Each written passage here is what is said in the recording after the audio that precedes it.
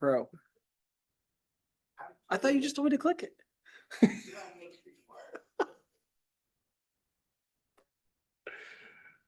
There's a communication mess there. Everyone online gets to hear 2 minutes of us sitting silently.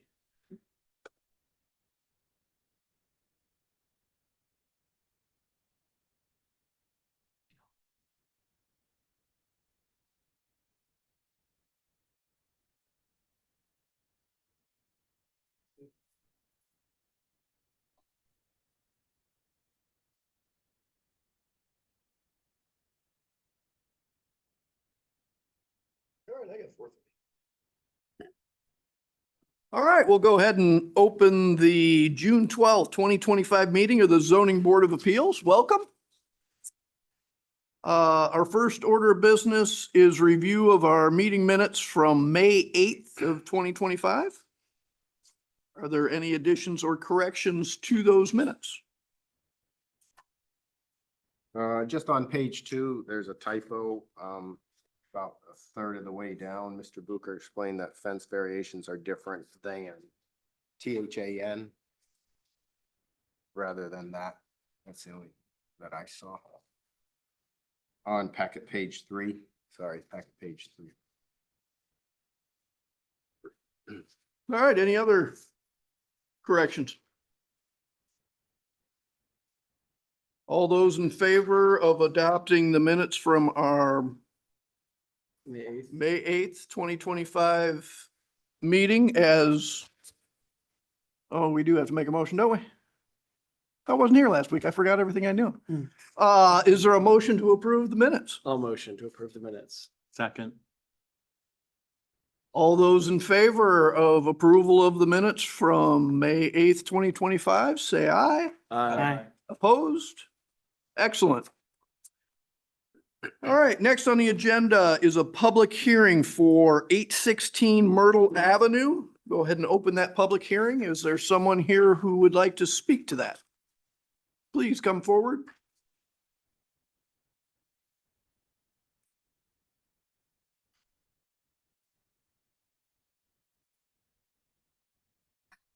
Good afternoon. Requesting a variance to retain the original driveway entrance off Pixley Avenue. The property grade adjacent to the alley is 20 inches higher than the alley itself, with finished floor of the garage is going to be 24 inches. So that's going to leave a 17-degree entrance off the alley to the garage where it'd be nice to put the garage, because the garage is the requested position is in between the magnolia and the maple trees. And moving the garage would basically disrupt the root system of both trees. Plus there's an AEP guide wire, which is stopping me from moving the garage to the south. Retaining the original entrance would allow a 6.5 or 6.4 degree entrance slope off Pixley, which is a lot shallower than the 17-degree. Grading of the entrance off the alley to a 5-degree slope would incur a large amount of earthworks and landscaping costs, and it would move the north wall of the garage closer to the house, which would violate the 10-foot distance from the house rule. Plus, it would enclose the area in between the porch and the house, house and the porch into more of an alley and more of a shadow area. It would be close it up. It wouldn't be look architecturally great. Paragraph 3 of your general information packet addresses a couple of points which I agree with.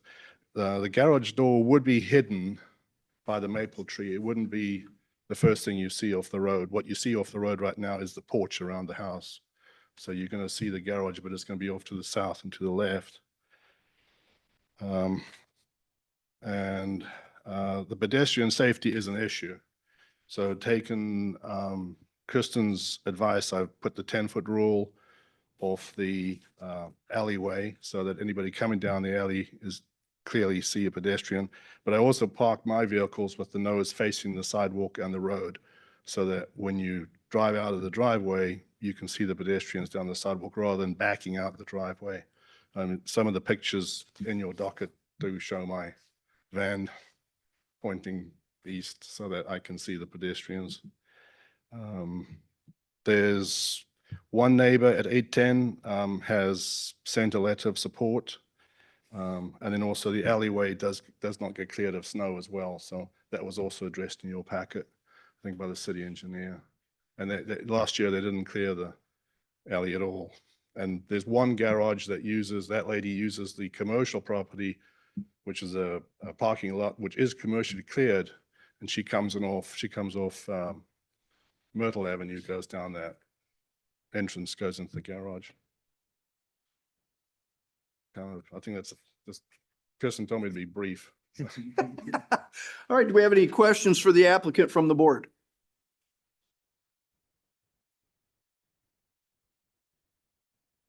All right, thank you. If we have any more questions, we'll get a hold of you. Is there anyone here that would like to speak to this application? All right, we'll go ahead and close the public hearing and the board. I think it's interesting that, I mean, at least every house I can see has a curb cut in this image. I didn't drive the lot fortunately this week, but it certainly wouldn't be the first one with a curb cut. Yeah. Yeah, This- the house to the south of him has a curb cut, Right, and the house to the west of him has a curb cut. right. Right, it's kind of a unique situation, or, circumstances. It actually has an alley, but it tees into the alley, which, is part of the commercial district. And then the south, there's only one true lot that abides by the alley rule for the garage, and that is south. You can see it on the floor plan. Southwest. Southwest. That's the only one on that so-called block or half block. And then you get into the more traditional, repeatable, lots toward the east. And because of that, I don't think it gets a lot of traffic. It looked like it was lightly traveled as far as an alley. Yeah, the public safety, commented on that, right? Public safety and then city engineers, no crashes on the block. I wasn't quite sure where packet page 5, where the purpose of this zoning, just to explain to the applicant, committing or limiting curb cuts improves pedestrian safety, which you brought up, and traffic flow. No backing into the streets and allows parking and traditional streetscape. But Mark, as you said, it's pretty much, the model for that neighborhood. The one thing that I did look at, because I have to commend you on your thoroughness of the drawing. So you talk about the 17% degrees or 17 degrees, which is 30.5% grade, which is quite steep because most cars have about a 10-degree ramp angle. But our ordinance for access management standards in section 3.26.1, A.3 says no greater than 8% grade unless greater is needed to meet the sidewalk elevation from the street. So that grade that you're mentioning would be a 30.5 degree grade, percent grade, far exceeding 8%. So if our ordinance says 8%, and I like the way you also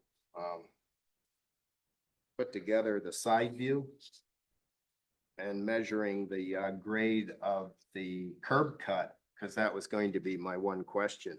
And you have 6.4 degrees there on packet page. Well, you have 6.5 degrees, but that's the same. Packet page 28, right?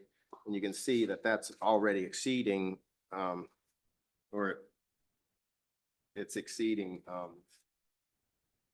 the slope, but again, out of necessity, according to our parameters, you're allowed 8% grade. So unless it's prohibited by the sidewalk.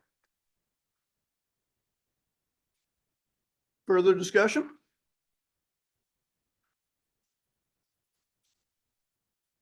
Somebody want to take a swing at the findings?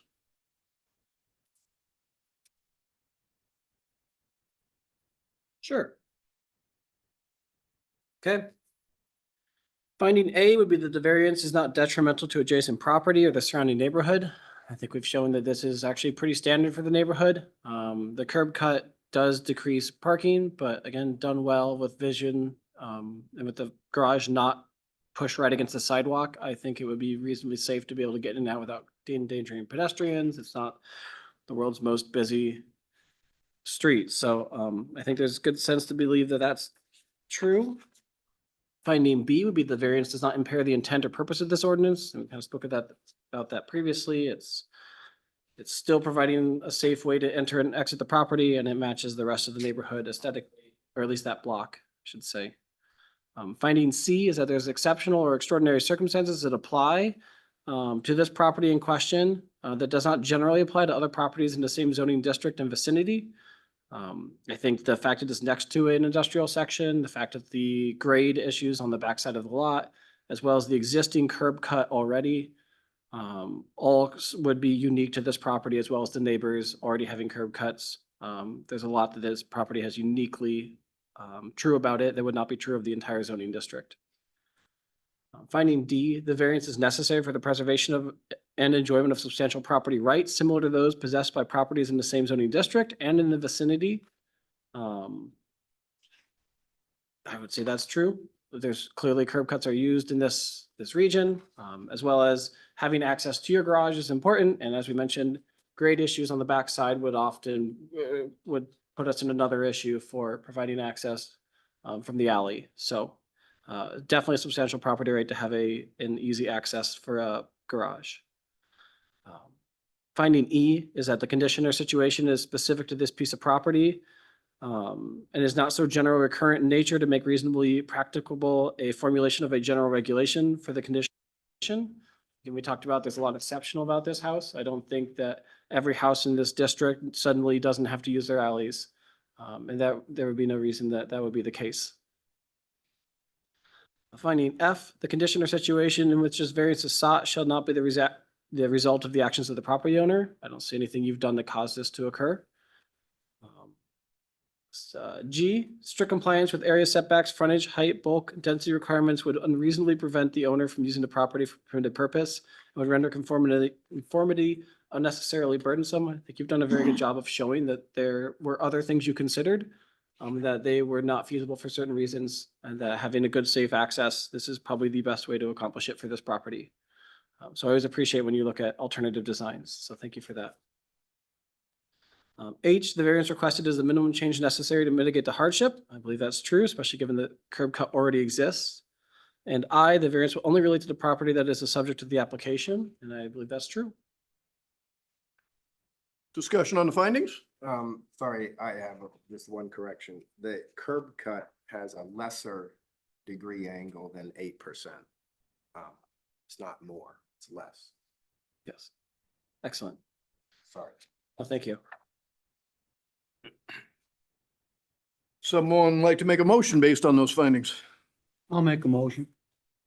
Make a motion to approve the variance request for the property known as 816 Myrtle Avenue from section 18.2.11.8.1 of the zoning ordinance to allow an existing curb cut onto Pixley Avenue to remain when the public alley access is available and based on the application and site plan prepared by the applicant and included in the June 12, 2025 zoning board of appeals agenda packet, and based on the draft findings as the request meets required standards under section 15.4.10 of the zoning ordinance, with the condition the maximum width of the driveway not exceed 12 feet at the lot line and is located approximately 60 feet from the north lot line. Do we have support for the motion? Support? Further discussion on the motion? Please call the roll. Yes. Yes. Yes. Hubble, Yes. Chair Egan. Yes. Motion is approved 5-0. Just for the other people in the audience, Mr. Healy is an alternate along with Mr. Hubble. One of our regular voting members is absent today, so Mr. Hubble is the first alternate. He moves up to a voting position. Mr. Healy can be involved in any discussion and that's why I didn't know. All right, our next order of business is a public hearing for 520 and 515 Market Streets. Go ahead and open that public hearing and please come forward and let us know what you would like us to consider. Good afternoon. My name is Brian Baird and I'm the owner of 520 State Street. That's the commonly referred to address for the property. It is a historic 9-unit apartment building. It's located in an R3 zoning district. And I'm here to request a dimensional variance from the 2-space off-street parking requirement in order to allow the property to be used as a short-term rental. There are 9 standards or criteria that we must meet, and I've submitted rather detailed responses to those standards. And rather than read them all, I'd propose that I just provide a summary. The building was built around 1910, 1913. We've owned the property for a little over 15 years. Over the years, we've done quite a bit to the property. Wiring, plumbing, kitchen, bath remodeling. All the units have individual HVAC units. And we just recently completed replacing 112 of the original windows in the property. So it takes a lot to maintain and keep the property up to speed. This building predates the modern zoning ordinances and parking requirements that we find in them.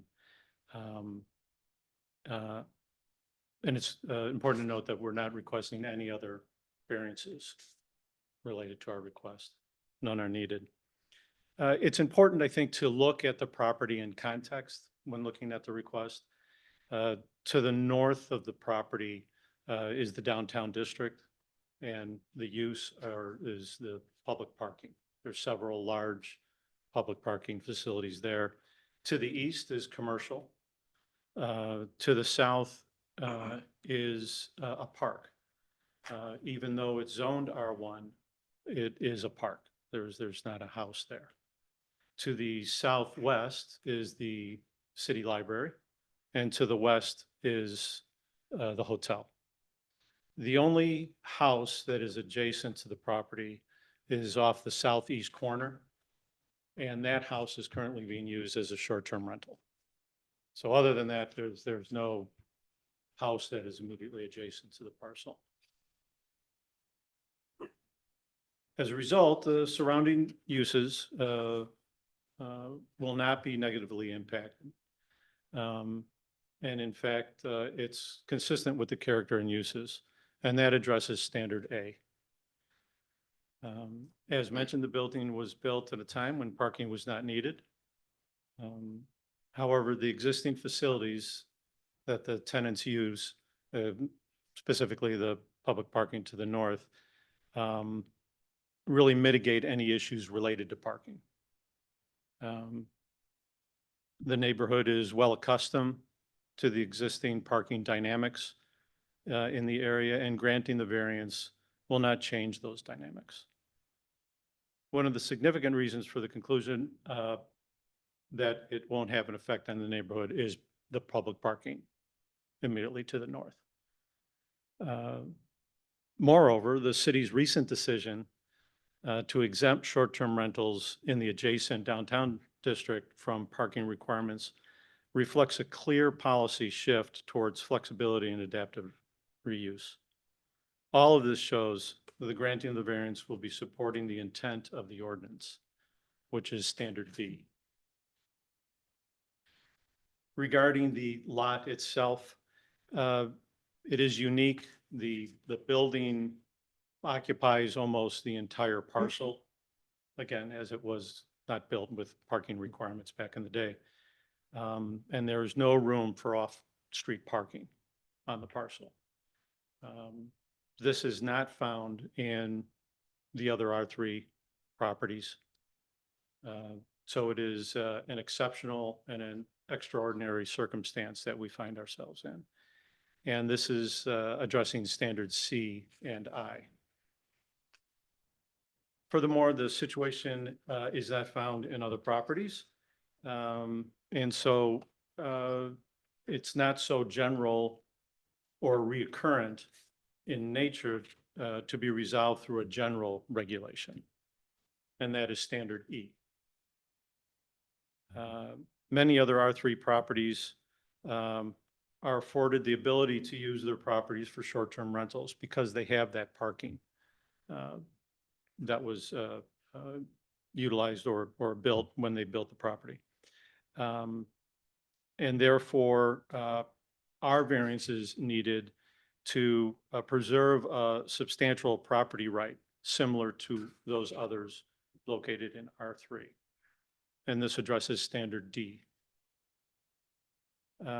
As mentioned, we have owned the property for over 15 years, but have not made any changes to the property that resulted in the condition for which the variance is sought to resolve. And that's standard F. Furthermore, strict compliance with the parking requirement would unreasonably prevent us from using the property as for permitted use. The current property configuration prevents us from having parking. We would need to demolish part of the building in order to incorporate some sort of parking, off-street parking. And that is a very unreasonable solution. And this addresses standard G. And lastly, the request does not require us to make any other changes to the property. The sole modification request is to relieve us from the requirement that cannot be met. And that's standard H. So that's a brief summary, a very brief summary of what I've submitted to you in addressing the standards. And so if you had any questions for me. Questions for the applicant? Sure. Right now, the apartment complex is multifamily dwelling, correct? Yes. And where do the residents park now? In the lot, they're given a pass from the city for the paid parking. And so they utilize that. And There's that, no overnight parking in that. and that in that area. parking lot is in Zone D. Right? Just north of the Yes. complex? Right. That I would believe be so, yes. D, okay. And there's several lots there. There's probably 4 parking lots there. And this is zoned R3. Yes. I may add that actually granting the variance and allowing us to provide short-term rentals will actually reduce parking. Because if we maintain where we're at now, we have a car park there 365 days. Short-term rentals, we won't be fully occupied 365 days. So it's actually alleviating some of that parking in the lot. And also, it's not expected that the short-term rental tenants will receive passes. So they'll be paying for parking. Other questions for the applicant? Just out of curiosity, are you fully occupied at this point, and what will happen to those residents as you switch over to short term? So we're fully occupied. Didn't know how to say this, Yeah. but one unit is a fully furnished apartment that we are allowed to rent out 30 days or more. Okay. And, our intent is not to, we wouldn't be able to convert the whole building. We have one unit now, and we'll see what we can do next Grow year. into it. It's been a good problem. We keep our rents low and turnover is low. I have relationships with everyone in the building. I won't be asking anyone to leave. So, we, I won't be able to answer that question. No, without- that's fine. I get it, yeah. You answered it. Yeah, okay. Um, Other questions for the applicant? Trudy? Yeah, Brian, you are asking for, variance for 8 units yes, and there's 9.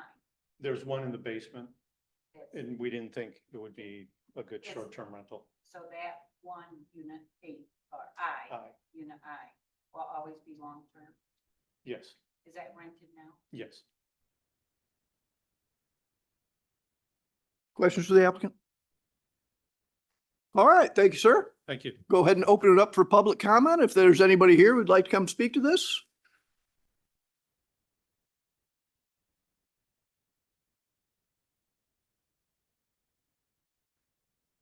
Lisa Miller. I own a business just a block away, Forever Clean Soap Works. I believe this would be a great asset and bring more customers down to downtown. And I think short-term rentals would be a great idea for that building. Thank you. Thank you.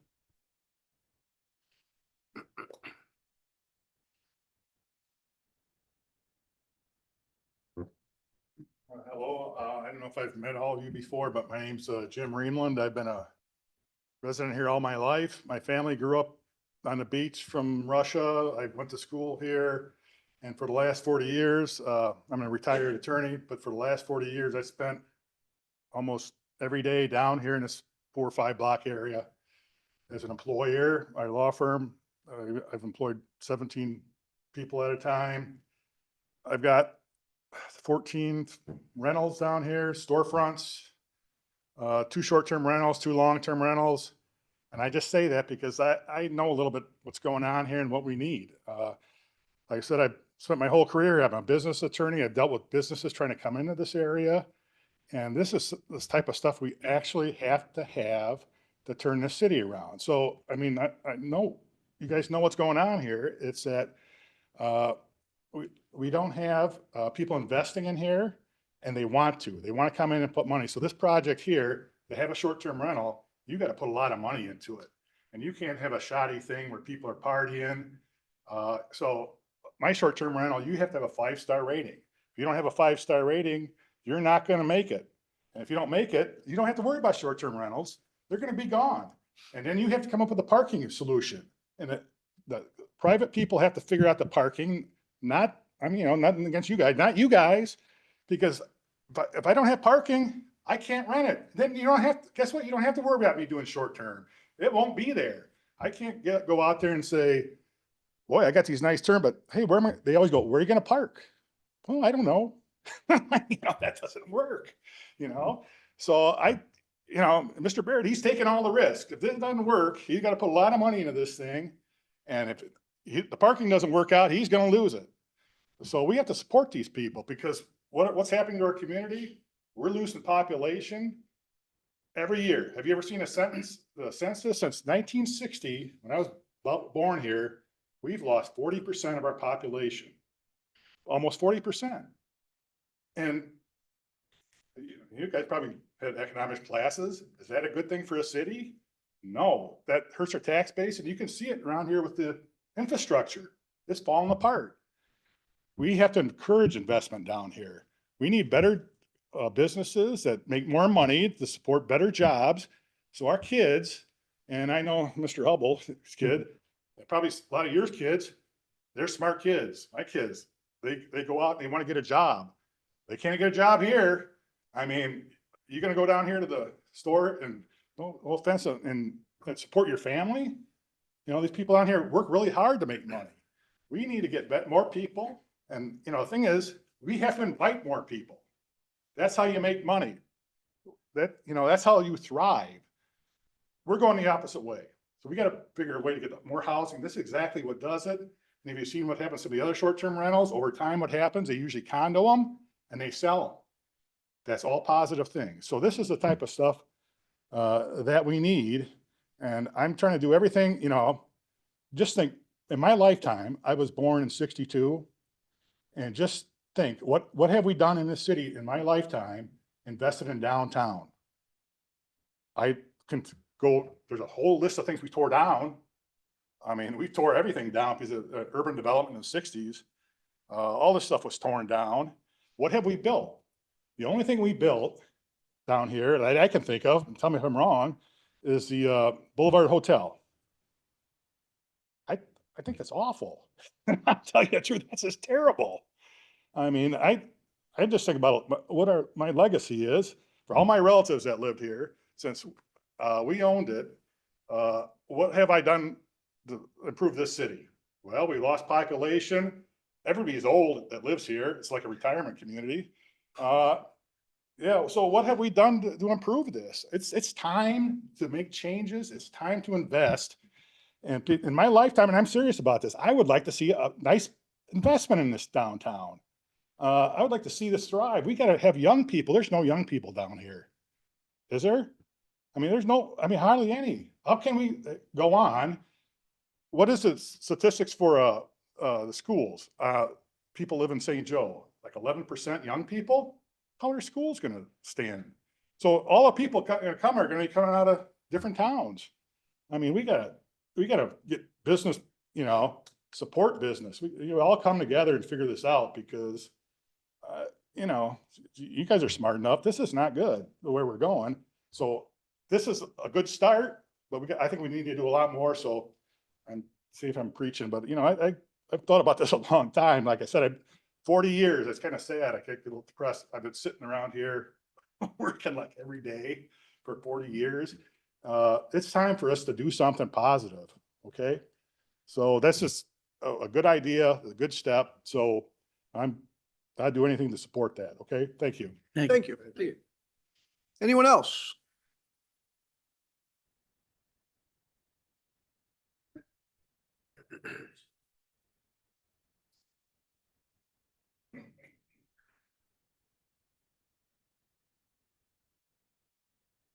Carl Meyer, I own property at 614 State Street, which is less than 300 feet away from this building. What these two gentlemen just said is pretty much correct. Jim and I are friends, so we're going to be on the opposite fence right now. I'm not opposed. This is more than just parking. It's about short-term rental. It was mentioned that there was one particular house across the street, short-term rental. Numerous weekends, police partying from, they're supposed to have, I think, up to 8 people. They've had 15 to 20 people there regularly. We've complained. The police won't do anything. The person that has the short-term rental, nothing has been done. Right in that area is old downtown St. Joe neighborhood. Families live there. We go to work every day. We can't sleep at night because of the parties, and the trash that is left on all our properties is from that one short-term rental. That's really the issue, is how do you monitor the short-term rental and not disturb the neighborhood, not the parking, but the disturbance. And if you guys aren't going to do anything about it, or the police, I'm against it. That's where I'm at. Thank you. And Jim, the hotel wasn't the last one renovated. The 505 property, which I own, was the last one that's been renovated since that time. Not renovated, it's a major new. But But you're right, it's enforcement. I'm not saying. Please, we've got other people who'd like to come forward, please. Please.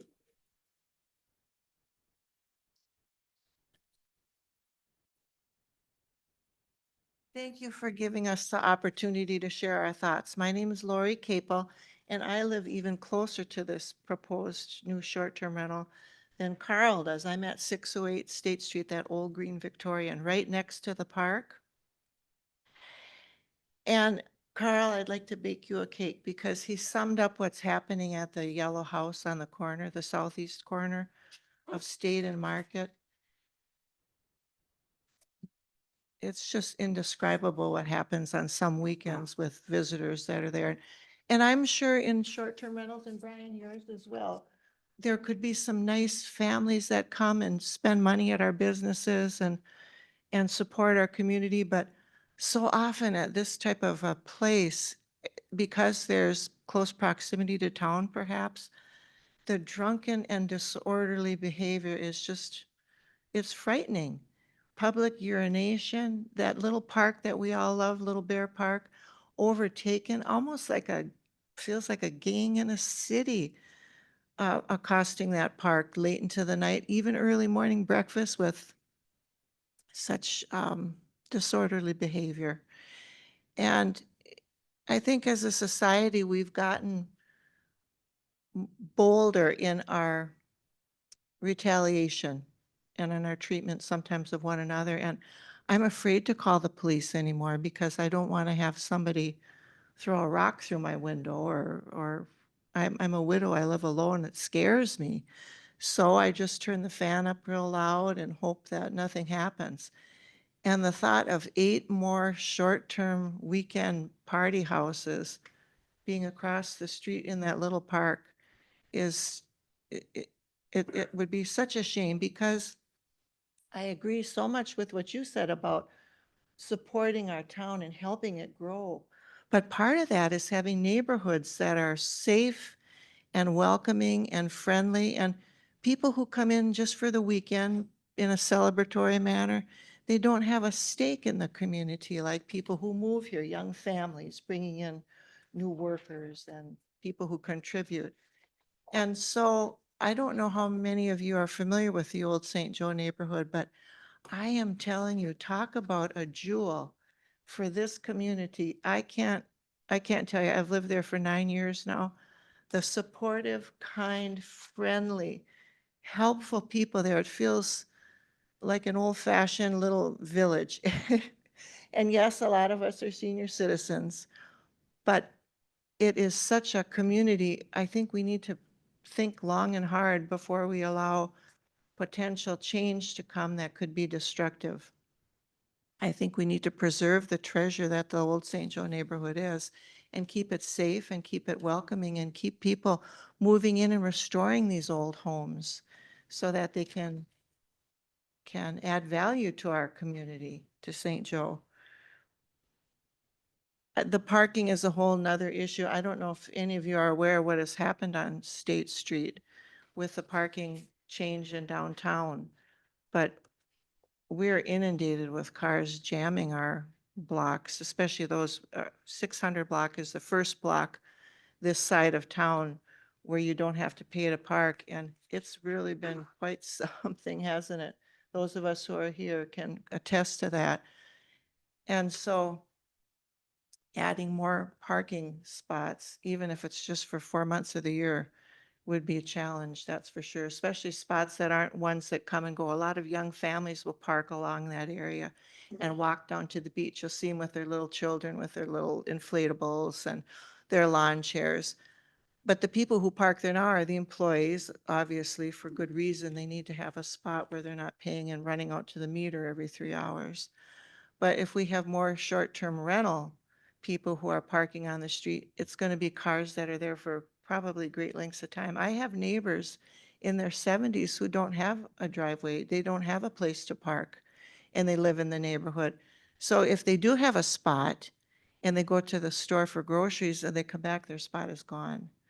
And so that's a tough thing for the elderly for sure.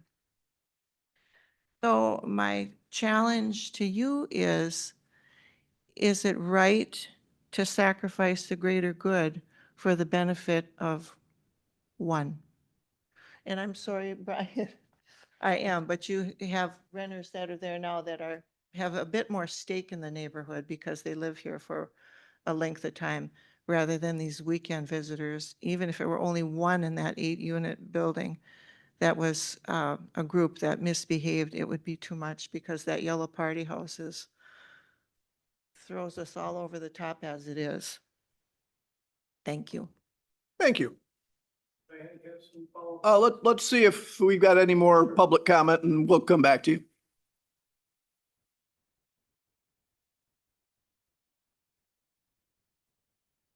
I'm Ann Barnes. I live at 608 Market Street. have been blessed to live next door to the infamous 603 State Short-Term Rental. That's the yellow house on the corner they've talked about. We're the sea blue green house right next door to it. So I've endured for many years since that became short-term rental, since my daughter was very small, the behavior that's been at that house. And it was nicknamed the fraternity house, among other things. And it is the reason we have short-term rental ordinances in this town. And it's the reason we have short-term rental requirements for parking. They've been grandfathered in because, you know, they were in operation before the ordinances came in.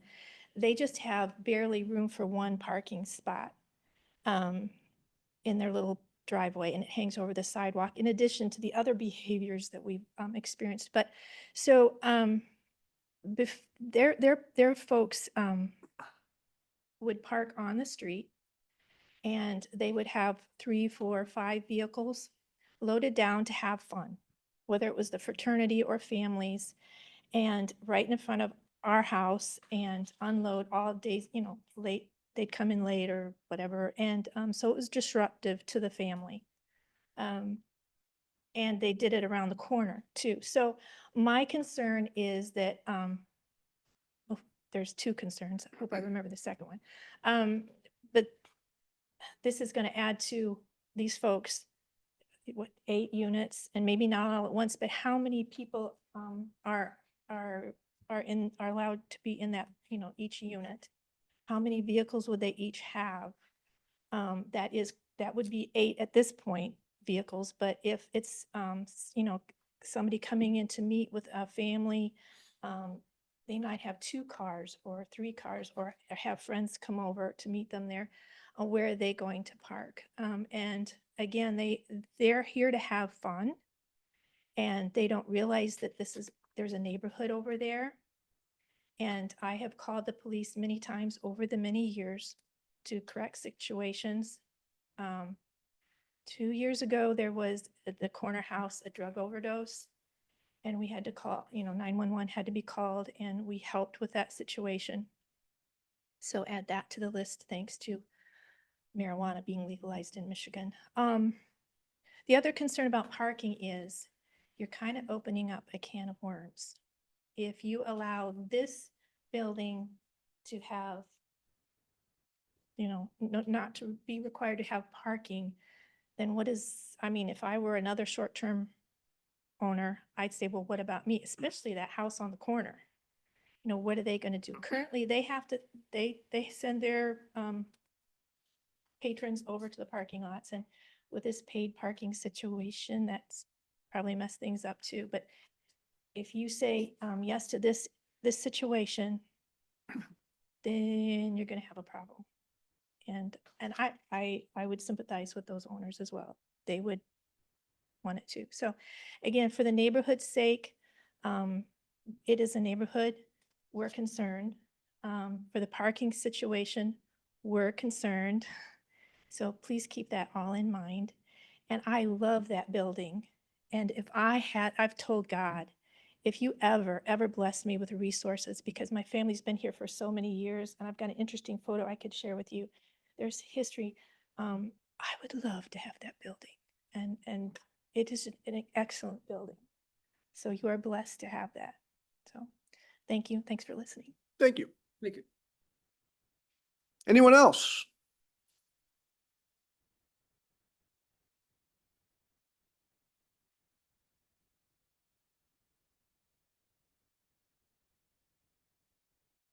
Hi, I'm Stacy Renner. I live at 1301 Lake Boulevard. I wasn't expecting to speak. I'm against it as a short-term rental. The parking situation down there, it's bad. I walk my dogs. There's, on the weekends, when there are a lot of people parking down there, there are times we've almost gotten hit. People don't pay attention.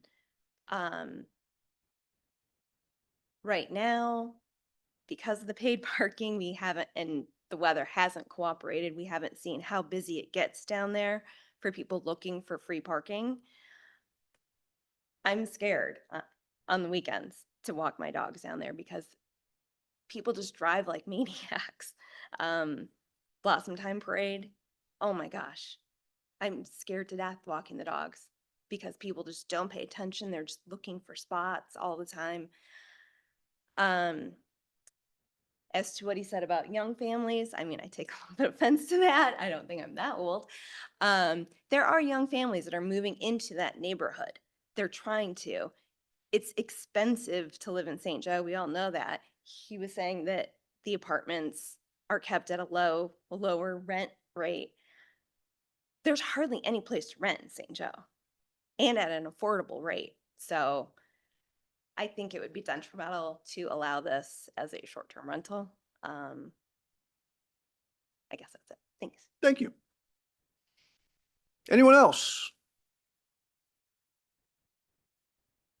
All right, we'll go ahead and close the public hearing. If you'd like to come back and offer a rebuttal. Thank you. Maybe a little bit more history. I told you we've owned the property for a little bit more than 15 years. How I was introduced to it was, you may know the property, it was always known as where the retired school teachers go to live. My mother-in-law was a retired school teacher and she lived in the building. And so I've known the property for 25, 30 years and I have fallen in love with the property. It's been a passion. I'm not a real estate developer. I have a passion for this property. It's connection to my childhood growing up in such a property. And so I care very much about it. But there are certain realities of life. My wife and I have owned a short-term rental before, and we know how to do it very well. You have to put time into it to make sure you vet who you rent to. The last thing I want is anyone that comes into my property, this building, and trashes it. It does not lend itself to that. It's not a single family residence where you can pack in 15 people. There's a limit on the number of people that we can rent to. And we make it very clear in the past, and even now in the one unit with 30-day more rental, we make it clear the rules of noise and whatnot. And we would never hesitate to call for enforcement of those rules. We do have to make a considerable investment into the property, so it is a very serious matter because what Jim said was very important. You have to have that 5-star rating for your rentals. A little distraught that people are making the judgment. I want to connect the judgment to our building based on a bad actor. Absolutely, that building should be looked at very closely by the city, and measures should be taken to stop that type of activity. But this is what is good for the city. Good places, clean places, wonderful places where people can bring their family and enjoy St. Joe's. As far as the parking, as I mentioned, allowing short-term rentals will actually reduce the need for parking because we will not be renting it out 365 days a year. And one family coming into the unit will most likely bring one car. So the parking actually will be reduced. And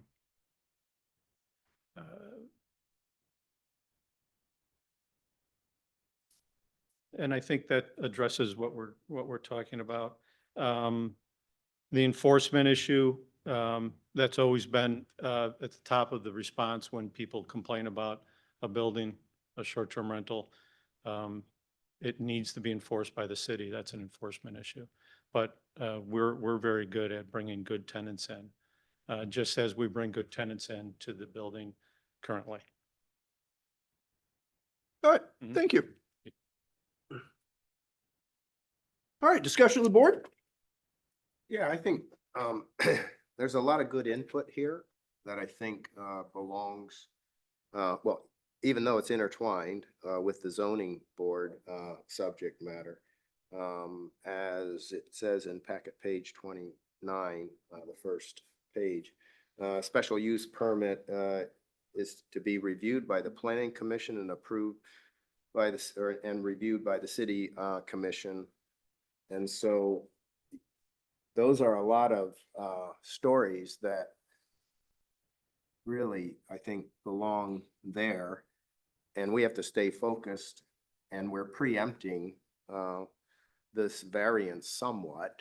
But we have to stay focused on the variance request, which is to eliminate required on-site parking. I had similar thoughts. So, Kind of got the cart before the horse. too, yeah, so- our board doesn't speak on use for short-term versus long-term rentals. We largely look on the structure of the building, and then for in this case, it's number of spots required. The only change I see is we're going from a long-term multifamily dwelling to a short-term rental, and it's the same number of required. So as far as the power we're given by the zoning ordinance, we almost have nothing to speak to it. Because we can't decide whether someone can or cannot have a short-term rental. Like, this board doesn't have that authority. We can only say whether or not they should be exempted from the number of spots, and when the number of spots is the same either way. If the short-term rental required more spots, I would be more interested in that, but since it requires the same number of spots, I struggle to consider the short-term rental aspect of it. I would highly encourage everyone who spoke on it to talk to the planning commission, because they do have that authority. Or can you speak to that? They're actually offering the permit. They don't have that authority. They're only a recommending board. The sole responsibility for that decision will fall on the city commission. Perfect, good. I'm glad you clarified that. City commission will have that. Up in there, though, that being said, there are public hearings before the Correct. planning commission, so that is still appropriate Well- and the city commission, but so both boards are still appropriate to voice your concerns. Obviously, the parking issue, I would consider to be rather moot because it's never had parking. So to argue about parking, Yeah, the building has been there since what, 1911? Okay, it's never had parking on site anyway. So to argue about the parking, that should have been done in 1911. Also, I think it's rather unreasonable to assume that what this man does is what other people do. However, I would like to ask you a question in fairness to the neighborhood. At the present time, you're talking about one unit. You don't want to move anybody out. Fine. What happens when somebody moves out? Are you then going to have another rental unit? Well, we're going to evaluate how the short-term rental performs. I understand that, but obviously, if it's going well, is it safe to assume that as people move out of that building, you then establish more short-term rental? So it's a little bit more complicated because the building, it's a strange building. It's as if they built it two buildings separately. They're separated. There's 4 units and essentially 4 units, and they're not connected except for the basement. So if the short-term rental the first one were to be on State Street and the vacancy opens up on Market Street, I'm not inclined to start a short-term rental on that side of the building. It's gonna mix it up too much. I'm gonna wanna stay over on State Street. Okay. So that's why it's a little bit more complicated. I'm gonna have to see how that plays out. Well, I think the neighbors are concerned that eventually all units could be short-term rental. Now, whether that happened or not, I don't, and they're looking at, now we're gonna have, a lot of people who aren't invested in the neighborhood. I mean, that's the appeal. Like, the appeal is for all 8 units. I don't think could they have appealed for less? 4 units instead of 8? It doesn't matter. Okay, just to do all at once, okay. But- It's a valid question then. I agree with the rest of the board. This sounds like a public safety issue that obviously should be brought up to the people downstairs in the police department.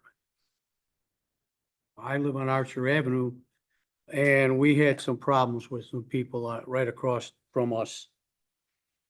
And it was a rental. And I understand where you're coming from. So, yeah, we had the police there and various other things, and, eventually, the pressure that was put on by myself on these people, they sold the house. You know, but I can see that a lot of people aren't willing to get in the mix a little bit, but that's what the police are here for, and call them, man. You know, I have one question for staff. And we brought up table 18-1. Mark, you were talking about the multiple family dwelling versus the categorization of short-term rental. And so in parking standards, 18.2.8 on page 2838.75. It says location of parking areas. Unless otherwise permitted under this ordinance, all off-street parking areas shall be located in the same lot or on adjacent premises in the same district. That says the same district as the use they are intended to serve. And this is almost one of those spot zoned locations because there's, you know, it's surrounded by downtown, but it's still R3. That lot is R3. If on adjacent premises, they shall be under the ownership of the applicant or part of an approved joint parking area under section 18.2.5. All parking areas shall be fully accessible for the parking of motor vehicles, blah, blah, blah. So then you go to 18.25 on page 2838.67. And that's joint use of parking areas. So that says the joint use of parking areas by two or more uses may be approved by the zoning administrator whenever such joint use is practical and satisfactory to each of the uses intended to be served, and when all requirements for location, design, and construction are met. So we had a case relatively recently in the commercial district where that did not have parking, and the parking is going to be in another zone. And I was wondering if I have that interpretation for the location of parking correct, in that the parking has to be within the same district, or can this R3 lot rent space or whatever in the D zone, which is the city parking lot just north of the structure. And I have, What you're referring to is when parking is required and it's not, there can be an agreement to provide parking on an adjacent lot. yes, And there may be a written agreement to do that. yes. The variance is requesting no parking be required. Mhm. So Right. that really doesn't apply. Right.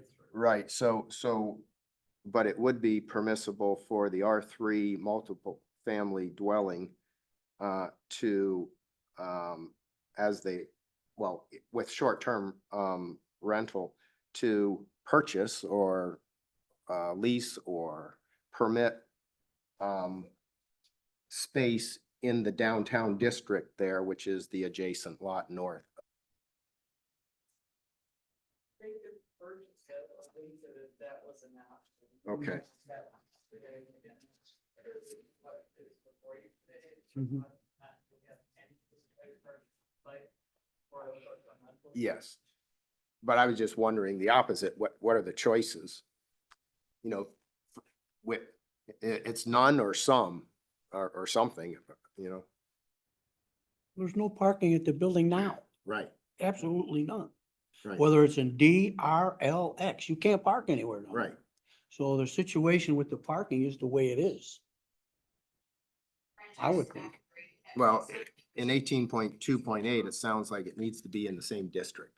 Well, I think it's just, yeah. We would So- never approve this building now without Right. parking. I Right. think that's where I agree with you. Like, the current thing is not approvable. It's just, Right. it already exists. What do we make of it? So, Right, they wouldn't, there would be no need to come up right today for that purpose. There was no change, no anticipation. Okay, Use of the product. okay. That's driving this, and it's kind of unusual in the process because something has to be done first. Yeah. So the request that's coming before you today, if it's approved, would be a conditional approval. Yes. Because it wouldn't go forward unless the short-term rental use was approved Hmm. through the planning commission recommendation, city commission approval process. If that doesn't happen, it wouldn't be allowed, and they don't need it right now for the current regular rental use of the property. That means Right, okay, I get you. And that's, people are voicing concerns about short-term rental and potential impacts to parking. Your responsibility and your authority here is to look at the request for the parking that are the nice standards that are presented. So it's not to determine whether short-term rental use or whether the request for a parking variance that would only be associated with short-term rental use is the criteria, the nice standards. Evaluate whether the parking variance requested meets those standards.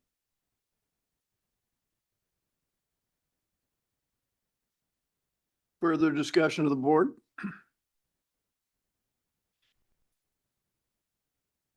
Somebody want to take a shot at the findings? I can do it. Okay, so finding A is that the variance would not be detrimental to the adjacent property and the surrounding neighbor.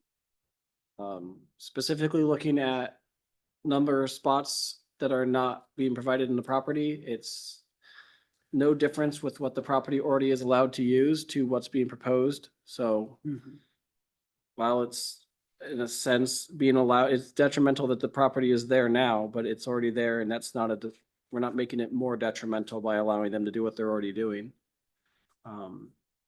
Finding B, the variance would not impair the intent or purpose of this ordinance. Again, you typically do not treat it as an action of a property owner to buy a building that's been there for over 100 years. So the intent of the ordinance was to not allow new construction in this way, not to tear down all existing structures. So I think this meets the criteria of not worsening the conditions. Finding C, the exceptional or extraordinary circumstances apply to this property in question or to the intended use of the property that do not apply generally to properties in the same zoning district. Such circumstances create a practical difficulty because of the uniqueness of the circumstances, the physical conditions such as narrowness, shallowness, or exceptional shape for the intended use of the property. The property is clearly meant for rentals. The whole property is also fully occupied by the building, so I don't see any way they could operate the structure in the way it was clearly intended to be made without requiring a variance. So I would say the exceptionalist is the structure already existing there. Finding D, the variance is necessary for the preservation and enjoyment of substantial property right, similar to that possessed by properties in the same zoning district and in the vicinity. The possibility of increased financial return shall not itself be deemed sufficient to warrant a variance. So when I look at this property and I say that it is perfectly allowed for it to operate as a multiple family dwelling, but not a short-term rental just due to parking spaces when the ordinance requires the same number of spaces for both. I don't see how that would not be a property right that would be, that's a necessary property right to be able to use the property as long as you're not worsening its violation of the ordinance. Finding E, the condition or situation of the specific property and the intended use of said property for which the variance is sought is not so generally recurrent of nature as to make reasonably practical a formulation or general regulation.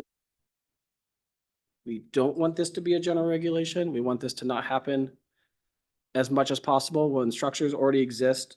We don't have a lot of ability to change that. Finding F, this condition or situation for which the variance is sought shall not be the should not be the result of actions of the property owner. Again, I think the property owner's only action is changing their intended use, but they're not increasing the expected number of spots. So as far as parking is concerned, this is not the result of their action, it's the result of the property's existing nature. Finding G, so strict compliance with area setbacks, frontage, height, bulk, or density requirements would unreasonably prevent the owner from using the property for a permitted purpose or would render conformity unnecessarily burdensome. Again, permitted purpose, so the zoning ordinance allows short-term rentals. It's a different group's decision whether or not to offer that permit. So as far as the authority we have, I think it's a permitted use to use this structure in that way. H, the variance requested is the minimum change necessary to mitigate the hardship, and I believe that's true. Then finally, finding I, the variance will relate only to the property that is subject to this application. I believe that is true. Discussion on the findings. Someone like to make a motion based on those findings? Sure. I will motion to approve a variance request for the property known as 520 State Street and 515 Market Street from section 1827C, table 18.1, parking standards, short-term rental for the zoning ordinance to decrease the required on-site parking from 2 spaces per dwelling unit to 0 spaces per dwelling unit based on the maximum of 3 sleeping rooms per dwelling, based on the application and the site plan prepared by the applicant and included in the June 12th, 2025 zoning and based on the draft findings as the request meets the required standards under section 15.410 of the zoning ordinance with the condition that a special use permit be granted by the city commission for a specific number of short-term rental dwelling units within the building. Do we have support for the motion? Support. Further discussion? So what you're saying is we approve the parking, then Yes. it moves on. Just this is maybe semantics, but I think it would be conditioned on a special use permit. Yes. Right. Rather than with the condition that it would be conditioned on special use permit being granted by city commission for a specific number of short-term rental dwelling units. So if one is approved by the city commission, then it would only apply to that unit. But again, it would be conditioned on that happening. I'm happy to amend my motion in that way. Perfect. Will you amend your support? I will, I will. And just to add, just a note of clarity to it, what this really means is we're saying there aren't any parking spaces there available on that property. No matter what the planning commission decides the use for that property is, we're kind of confirming that parking spaces will not be required. We're not deeming the use of the property. We're just saying, we're confirming that there's no parking there. And that's outside of the ordinance and we're approving that. Right, we're not approving a short-term rental here. We're just saying there's no parking there anyway. Fine. Variances for the parking requirement. Right. Yeah. And it Yes. moves on from here to the city commission or planning commission or whatever, right? Right, so, okay. Further discussion on the motion? Well, I would just like to say one thing. I would encourage the citizens to come to the meetings, the planning commission meeting discussion. It'll be a discussion, as well as then the city commission commissioners meeting for the approval. That's where that discussion will be had. Right.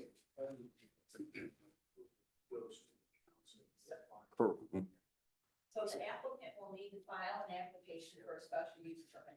We get another notice, we notify everyone within 300 feet of when the planning commission's public hearing takes place.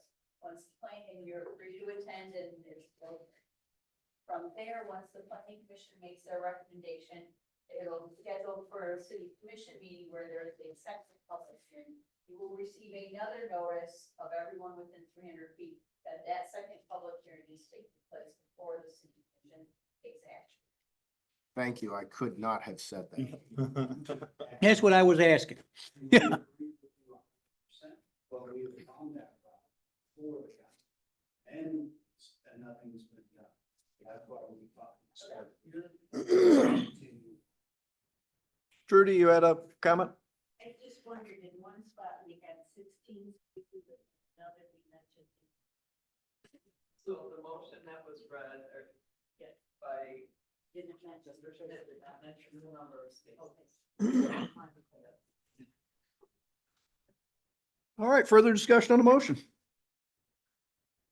Please call the roll. Mr. Schmidt, Yes. Mr. Butcher, Yes. Mr. Hubble, Yes. Chair Eber. Yes. Mr. Ferris. Yes. Motion is approved 5-0. All right, thank you, everyone. Next item of business is old business. I'm not aware of any old business. Any public comment? All right, do we have a motion to adjourn? I have Uh-oh. one comment. So I regretfully will say we bought a house in Stevensville, which makes us ineligible. So I've got this month and next month if we have a meeting, and then we'll likely no longer be residents. So it's been a Okay. pleasure. Congrats. Thank you. Who's gonna do the motions? That's right. That's right. I can come as a public comment. So- Perfect, there you go. Perfect. Mike, So I what think will you're up happen when next. it's Official, then doing, well, if Mr. Hubble wants to move up to being a voting member, we'll have to have the city commission. Mr. Healy, if he wants to move up to first alternate, we'll take care of that too, and then we'll be most likely looking for a second alternate. So if you Perfect. know anyone interested, the applications are online. Perfect. Oh, and then we also have, our new building inspector. Clint Levi, and he started a couple weeks ago and we're getting him up to speed, so. Welcome. Yeah. Welcome. All right, do we have a motion to adjourn? That makes this a motion. Do we have support? Support. All those in favor, say aye. Aye. Opposed? We are adjourned. Craig, you're good support. Thank you. I think you got 80% of those. Did I? Yep. Well, that's my job.